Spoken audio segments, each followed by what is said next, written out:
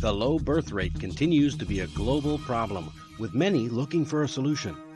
China's government is looking for babies, while Japan's seniors are looking for retirement. Will they find the solutions? And can they help you learn English in just 15 minutes? Find out right now on English News Worth Talking About.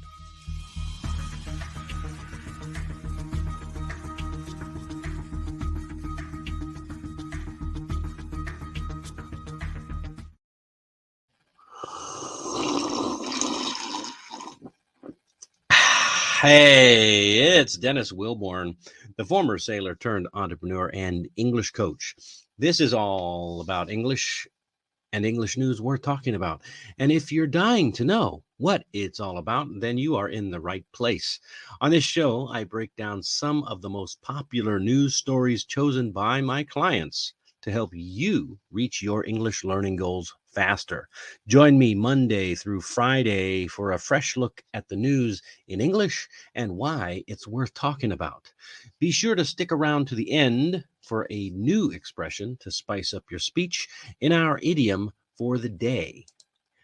Today is, what is today? Today is November the 1st, 2022, and I'm actually using two articles today. One is from ngu.com and the other is from VOA Learning English.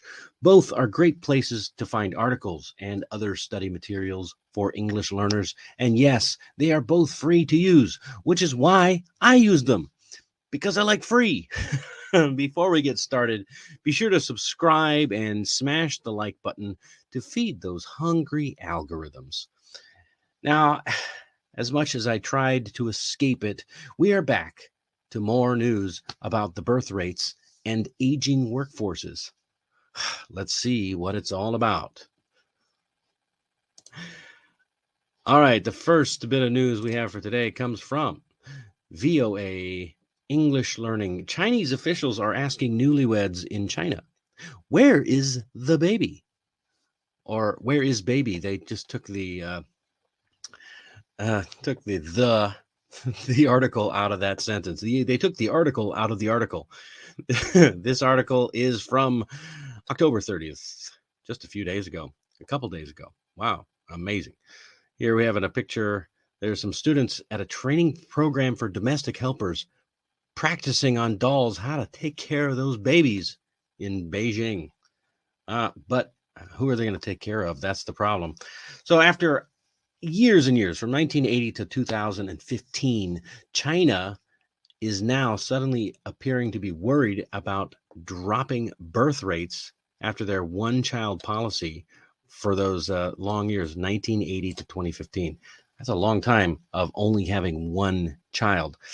Matter of fact, they say that the births may drop below 10 million this year, which is lower than the year before, last year, and follows an 11.5% drop in 2020. So this is just catastrophic birth rate drop. As a result, some newly married couples are saying that they're getting phone calls from the local government asking if a baby is on the way. Yeah, that's right. Those Chinese officials in the local governments are looking for the babies. They want to boost up that birth rate. The couples are getting phone calls from people asking, hey, are you taking that vitamin folic acid? Or are you asking, are you already pregnant yet?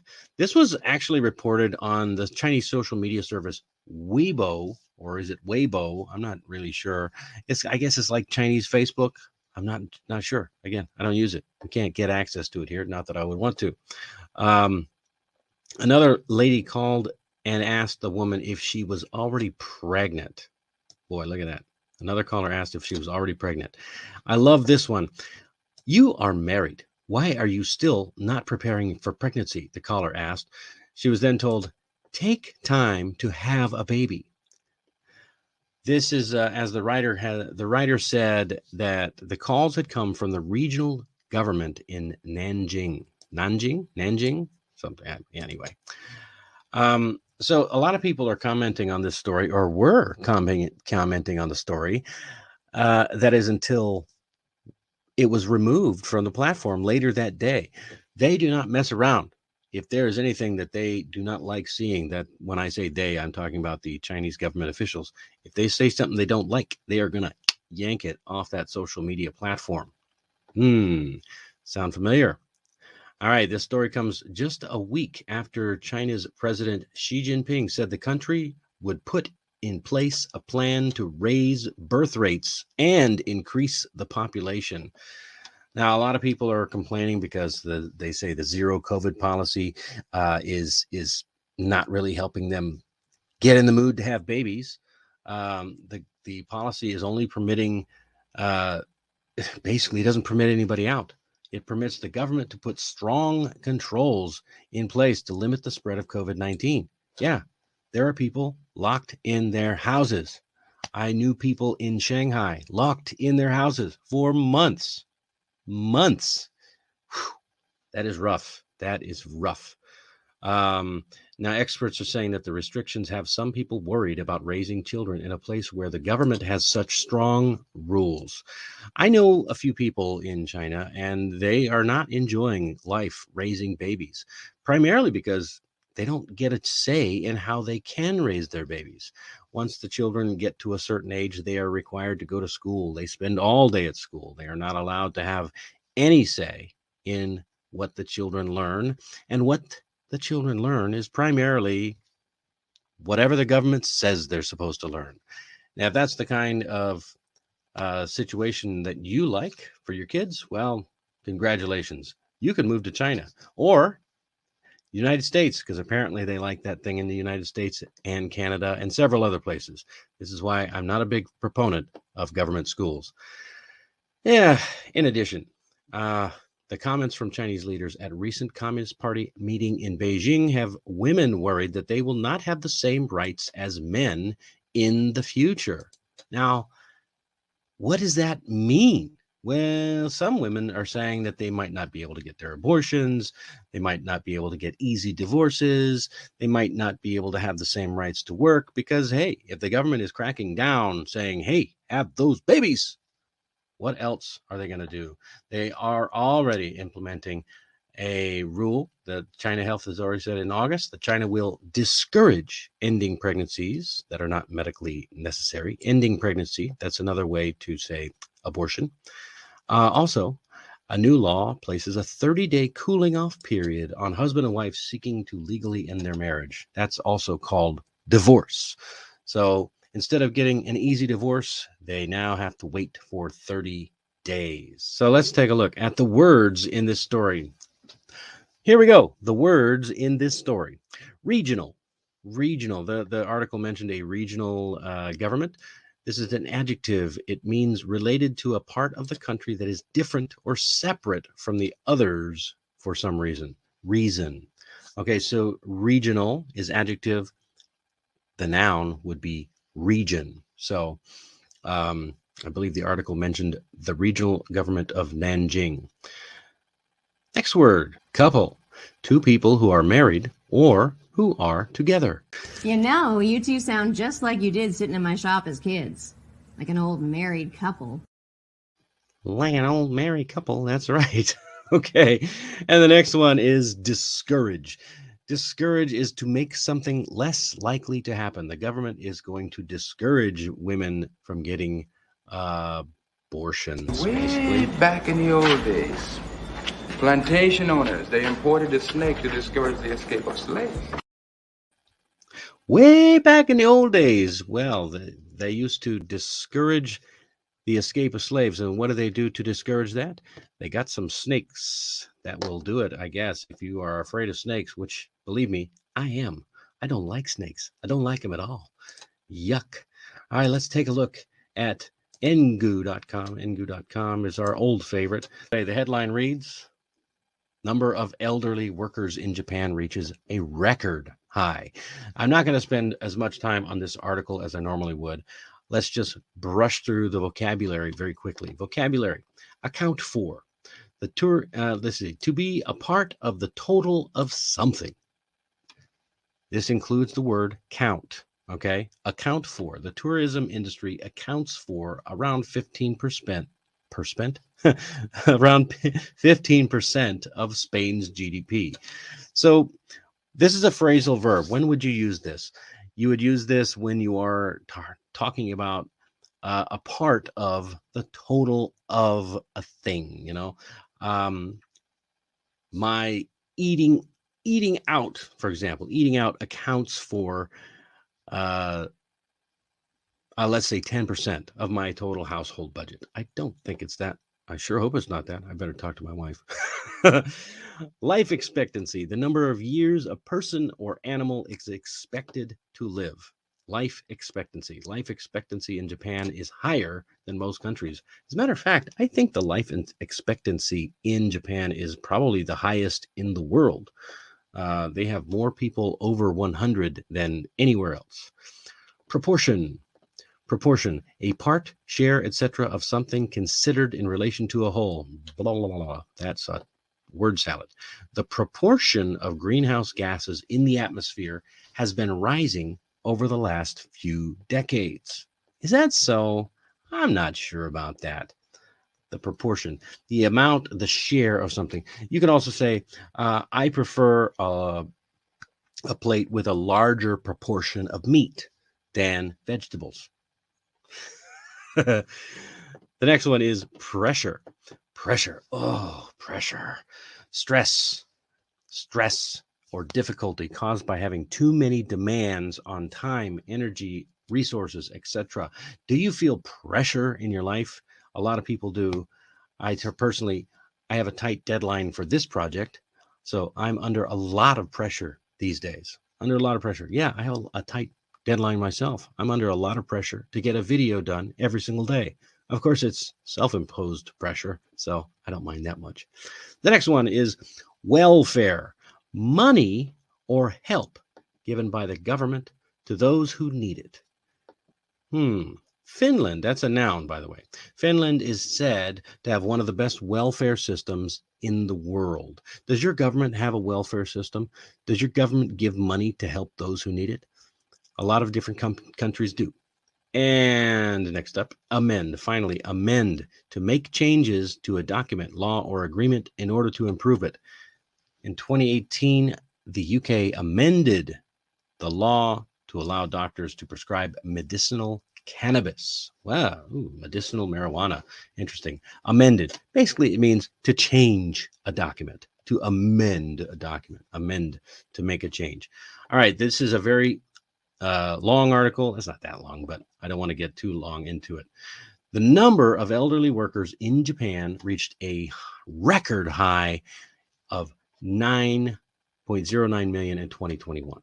According to data from the Ministry of Internal Affairs and Communication, the data shows that the number of elderly workers has been increasing every year since 2004. Wow, every year since 2004, the number of elderly workers has been increasing. Now, some interesting statistics about this article before I get into my thoughts. So the trend shows that more elderly people are choosing to stay in employment. Now, I find this interesting. They're choosing to stay in employment. I don't know what happened in Japan. Suddenly, everyone says, "Oh, I got to stay. I've got to stay in working, stay in employment." Last I checked, most people would like to retire when they get to a certain age. Why they would want to stay longer, that's another question altogether. Some things that you might want to take a look at is that there is a serious, well, let's just assume that they're choosing to stay in employment. In 2021, 25.1% of people over 65 were still working. Same as 2020. But here's the scary part. 65 to 69, the number of still employed reached a record high of 50.3%. And elderly workers accounted for 13.5% of the entire working population. That is a lot of people who are old and still working. When do you want to retire? I'm just curious. I know for a fact when I was young and even today, people are always talking about, boy, I would love to retire when I'm 50, when I'm 45, when I'm, when I'm 60. Not so much in Japan. And Japan is the trend, it's the beginning. So everybody's getting older. The falling birth rate and long life expectancy is what's causing the problem in Japan. Now, other countries don't have the long life expectancy, not as long as Japan's is, but there's still a problem. The falling birth rates and the long life expectancy is meaning that people over 65 now account for 29.1% of the population. Almost, not quite a third yet, but it's getting there. This is the highest proportion, there's that word, proportion of elderly citizens in the whole world. Okay, this has made major labor shortage problem in Japan. Okay, as people get old and they want to retire, or maybe they have to retire because they're old and they can't do the same jobs, it's putting a lot of pressure on the welfare system. Japan, I understand, has a pretty good welfare system for senior citizens, just like here in South Korea. And so the Japanese government is encouraging people, the elderly, to work longer. They're encouraging the trend toward elderly employment. So they used to say they wanted companies to help encourage people to work until they're 65. Now they're saying, oh, you know what? Make it easier to work until they're 70. You don't have to work, but they encourage people to work until they're 70. They really need. Notice last week we talked a lot about bringing in workers from overseas because they don't have the manpower. That's another option that they're choosing, bringing in people from overseas, from internationally, and also letting people work longer, or getting people to work longer. But look, this is not a problem that is just stuck in Japan. So like I said in the beginning, the Chinese are looking for babies while the Japanese are looking for retirement, basically. And this problem is going to continue building. It's a worldwide problem. And as the world's population grows and grows older, and there's not enough young people to fill in the gaps, the problems are going to continue. A few things that come up, as they say here, according to UN estimates, there will be 1.5 billion people globally who are over the age of 65 by 2050. That's 1 in 6 people worldwide. That is a lot. That's a lot of people. So what does this mean for the world population? Do you have a lot of old people and not a lot of young people? Means you're not having people enter the workforce, which means that the governments are not having as large of a tax base. That means the GDP is shrinking. The GDP, the gross domestic product. You're not as productive. No economies can be as productive if they don't have the youth entering into the workforce.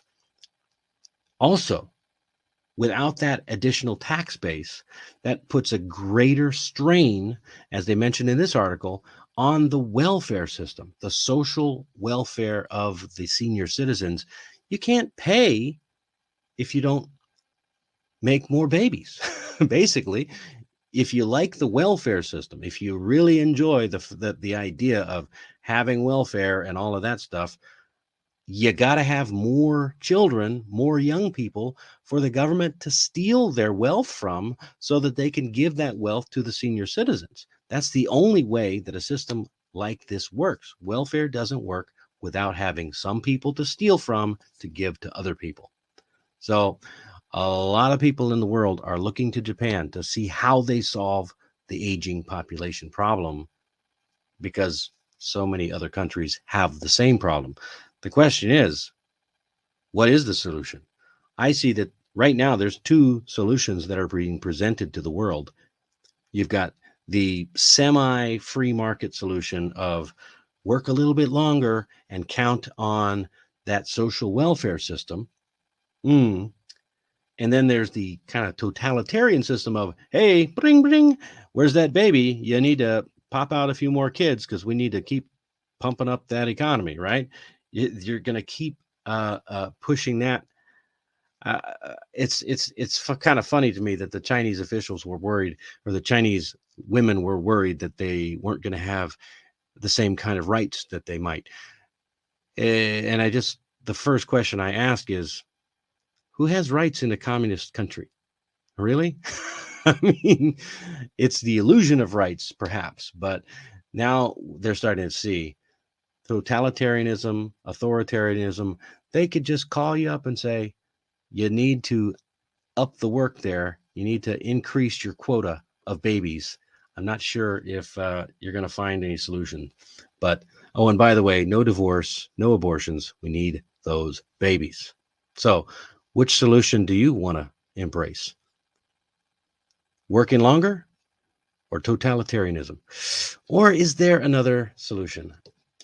That is something we'll have to check on another time. So, what did we learn today? Well, today we learned that Chinese officials are asking when life starts. Japanese seniors are asking, when does it end? Oh my gosh, these are the big life questions, right? The story of life. When does it begin? When does it end? And what happens in between? Your guess is as good as mine. Number two, a low birth rate brings nothing but problems. Young and old are looking for solutions, and they only seem to be finding one more problem, one more problem, one more problem instead. That's all there is to it. And finally, look, there's a tale of two solutions that we just had. One side is trying to choose the birth rate through totalitarian measures. The other side is using the semi-free market to encourage people to give up their golden years. But no one seems to be finding that sweet spot that would encourage people to embrace the joys of parenthood just for the joy of parenthood. Speaking as a parent, you might want to give it a try. I got 3 kids. I love it. Can't go better. But, you know, who am I to say? Who am I to say? At the end of the day, look, this is a problem that will require the actions of individuals and their communities and not governments. But what do you think?